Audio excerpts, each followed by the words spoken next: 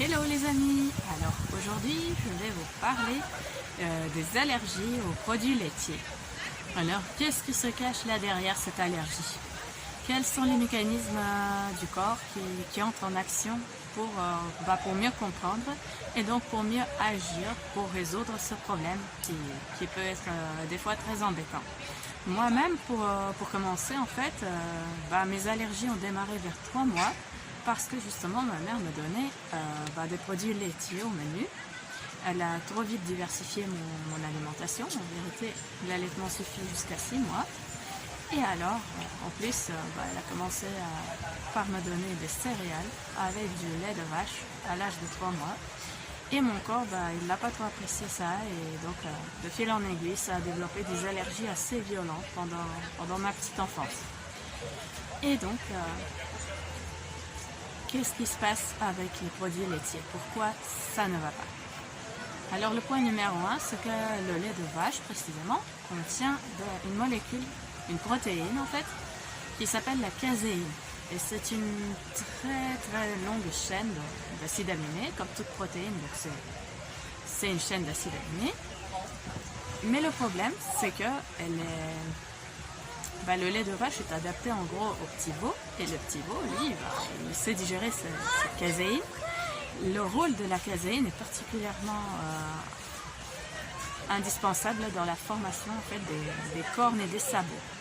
Donc cette matière-là, nous on n'a pas vraiment besoin, et donc en fait c'est une molécule qui n'est pas trop adaptée pour notre organisme, et du coup, il y a beaucoup de personnes, de plus en plus de personnes qui ont du mal à la digérer.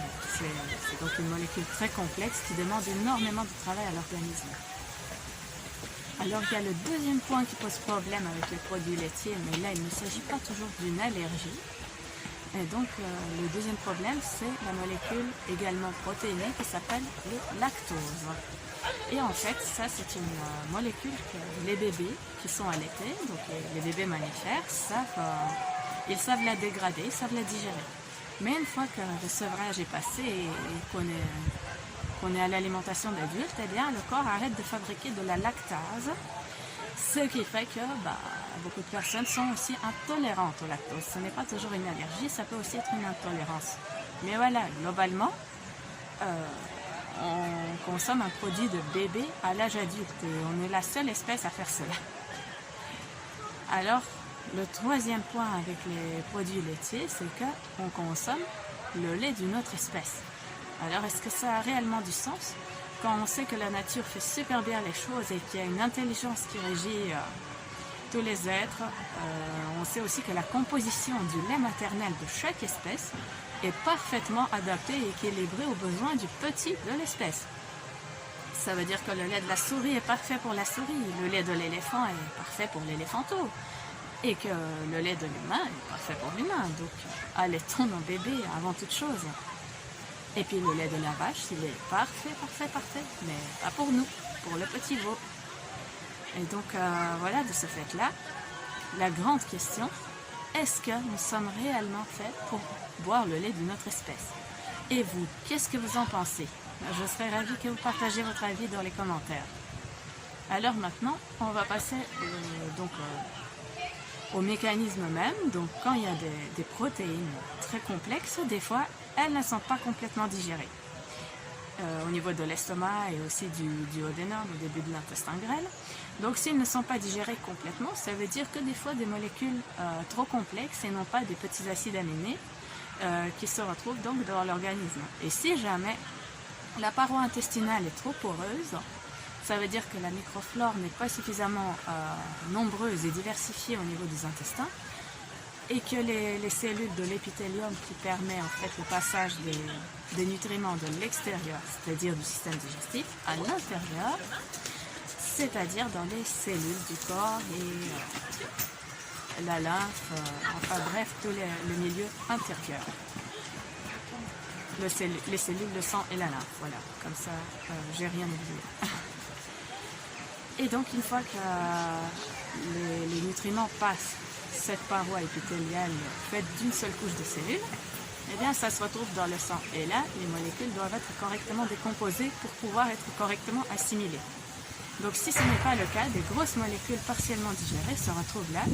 Et là, réponse immunitaire, alerte, alerte, il y a quelque chose qui ne va pas, il y a des molécules mutantes qui sont dans le sang. Qu'est-ce qu'on va faire? Eh bien, réponse immunitaire, des anticorps sont sécrétés et donc avec les anticorps, il y a la réaction immunitaire et avec la libération de l'histamine en plus dans le cas des allergies. Et donc, à partir de ce moment-là, on a toutes ces réactions désagréables de type démangeaisons ou un gonflement ou la gorge qui gratte. Chez chacun, ça peut être des symptômes assez différents. Et après cela, soit on prend des antihistaminiques, soit on évite l'aliment qui pose problème, soit on le remplace par quelque chose qui fasse mieux. Mais voilà. Quelles sont les solutions? Alors qu'on oublie souvent, la solution la plus importante, c'est celle de soigner le terrain, de permettre au terrain de se corriger pour ne plus avoir ce problème. Enfin, à la base, je veux dire, on n'est pas vraiment fait pour boire le lait d'une autre espèce, mais ce que je peux conseiller, c'est que chez certaines personnes, les laits de brebis et de chèvre peuvent passer mieux que le lait de vache, parce que justement, il y a beaucoup moins de caséine. Alors, donc, si c'est un problème lié à la caséine, ça peut vous aider. Mais cela étant dit, si c'est juste pour le plaisir de boire des produits de type laitier, vous pourrez très bien déguster aussi des laits végétaux. Il y en a énormément de saveurs. Il y a le lait à l'avoine ou au riz pour ceux qui aiment les produits céréaliers. À côté de ça, il y a aussi toute une panoplie de laits oléagineux, comme la noix, la noisette, l'amande. Et sans oublier que vous savez aussi la fabriquer vous-même pour une fraîcheur optimale et un produit non pasteurisé qui sera encore meilleur. Mais ça sera le sujet d'une autre vidéo. Alors voilà, donc il y a des alternatives aux produits laitiers. Il y a même aussi la possibilité de les faire fermenter pour les rendre beaucoup plus faciles à digérer.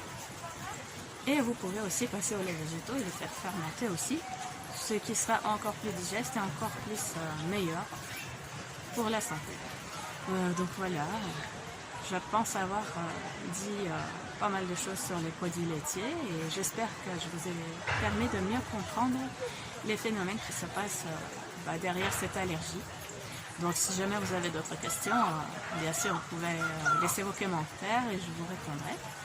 Et sur ce, pour la vidéo d'aujourd'hui, je vous dis à la prochaine et belle et lumineuse journée à vous. Namasté.